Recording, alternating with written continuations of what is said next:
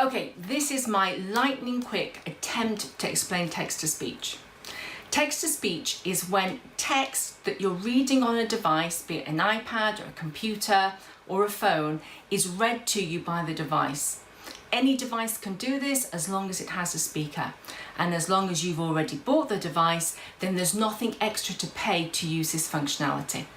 If you want to have a hard copy read to you, then there are different devices you can purchase, and these can be from just a few pounds for an app to a couple of £100 for software, or just over £100 for a reading scanning pen.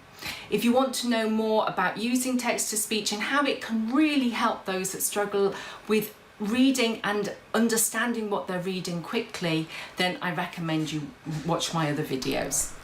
These can be found on the Achieve Now YouTube channel.